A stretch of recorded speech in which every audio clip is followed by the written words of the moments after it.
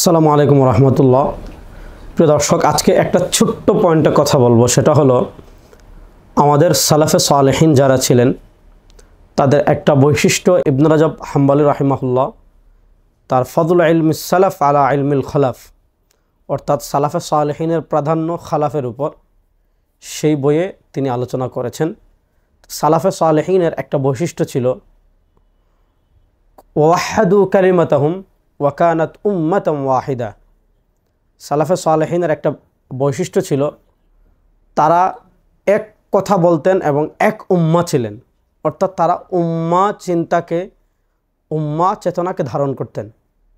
এই উম্মার ভিতর আমাদের বিভক্তি অবশ্যই থাকবে, আকিদাগত বিভক্তি থাকবে, মাসলাকগত বিভক্তি থাকবে, ছিল, আছে এবং থাকবে। কিন্তু কিছু বিষয় এমন আছে যে সকল বিষয় সামনে আসলে উম্মাকে এক জায়গা থেকে, এক প্ল্যাটফর্ম থেকে একই সাথে কথা বলতে হয়, একই সাথে কাজ করতে হয়। এটা আমাদের ভারত উপমহাদেশে আপনারা দেখেন, ব্রিটিশ বিরোধী আন্দোলনে উম্মার কিছু অংশ ছাড়া সবাই একই সাথে কাজ করেছে। 47-এর পাকিস্তান প্রতিষ্ঠার আন্দোলন এবং সাম্প্রতিককালে আপনারা বাংলাদেশে 2024-এর জুলাই আগস্টের গণঅভ্যুত্থানেও দেখেছেন উম্মা একসাথে যার সব কিছু রেখে কাজ করেছে।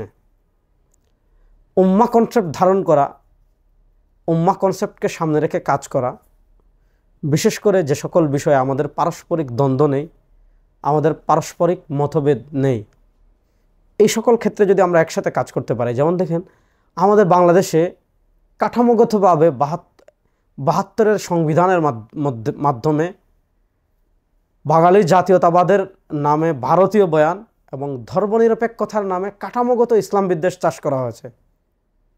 এখন আমরা যদি এই বাঙালি জাতীয়তাবাদের নামে ভারতীয় বয়ান আমদানি এবং ধর্মনিরপেক্ষতার নামে কাঠামোগত ইসলাম বিদ্বেষকে বাদ দিয়ে ইসলামপন্থাকে বাংলাদেশে শক্তিশালী করি, তাহলে আমাদের উম্মা চেতনাকে সামনে রেখে সবাইকে কাজ করতে হবে। আমরা যদি ধর্মনিরপেক্ষতাকে এখানে দুর্বল করতে না পারি, বাঙালি জাতীয়তাবাদের নামে ভারতীয় বয়ানকে আমরা দুর্বল করতে না পারি, বাংলাদেশে মানে সামগ্রিক ইসলামপন্থা, ইসলামী রাজনীতি এবং ইসলামের প্রভাব কোনো কিছুই কখনো বৃদ্ধি পাবে না। 1947-এ আমাদের উপমহাদেশে একটা সুযোগ এসেছিল, যখন পাকিস্তান সৃষ্টি হয়েছিল। 47-এ ইসলামকে শক্তিশালী করার এবং পাওয়ারের জায়গায় নিয়ে যাওয়ার একটা সুযোগ এসেছিল, এমনকি রাষ্ট্র ক্ষমতায় নিয়ে যাওয়ার সুযোগ এসেছিল, সেটা হয়নি।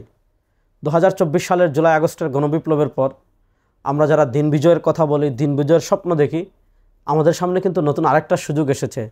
সালাফে সালেহিন যেমন উম্মার উপকার সামনে রেখে কাজ করতেন, বাংলাদেশে এবার যদি আমরা ইসলামপন্থী যারা আছি, ইসলামকে ধারণ করি, আমরা যদি একসাথে একই সুরে এবং হাতে হাত রেখে কাজ করতে পারি, আশা করি ধর্মনিরপেক্ষতার নামে গত 54 বছর এখানে যে ইসলাম বিদ্বেষ চাষ করা হয়েছে, সেটাকে আমরা দুর্বল করতে পারবো এবং ইসলামকে রাজনৈতিক পাওয়ারের জায়গায় নিয়ে যেতে পারবো।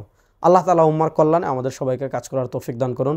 আসসালামু আলাইকুম ওয়া রাহমাতুল্লাহি ওয়া বারাকাতুহু।